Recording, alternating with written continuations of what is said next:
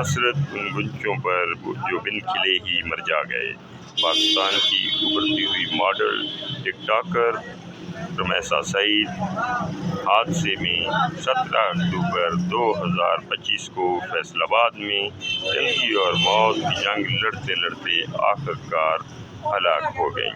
حادثہ رپورٹس کے مطابق رمیسا سعید فیصل آباد میں ایک ٹریفک حادثے کا شکار ہوئی جس میں وہ شدید زخمی ہو گئیں۔ انتقال حادثے کے بعد انہیں لاہور کے ایک نجی ہسپتال میں داخل کیا گیا۔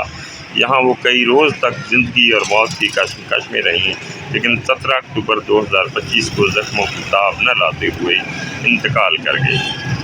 ان کی نماز جنازہ اور تدفین رمیسا سعید کی نماز جنازہ فیصل آباد میں ادا کی گئی اور پھر تدفین کے لیے ان کی میت کو ان کے آبائی شہر ننکانہ صاحب منتقل کر دیا گیا۔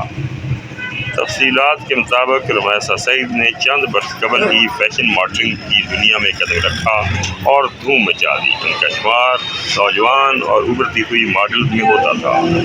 وہ سوشل میڈیا پر بھی کافی متحرک تھیں، سوشل ایکٹیوسٹ تھیں، خاص طور پر ٹک ٹاک پر، اور انہیں مستقبل کی سپر ماڈل کے طور پر دیکھا جا رہا تھا۔ ان کے انتقال پر شوبز اور فیشن کی دنیا سے تعلق رکھنے والی شخصیات اور مزاحوں کی جانب سے گہرے دکھ اور افسوس کا اظہار کیا گیا ہے۔ وہ پاکستان کا مستقبل تھی ماڈلنگ میں اور ایک ابھرتی ہوئی مستقبل کا ستارہ تھی، لیکن افسوس، حسرت ان گنچوں پہ جو بن کھلے ہی مرجھا گئے۔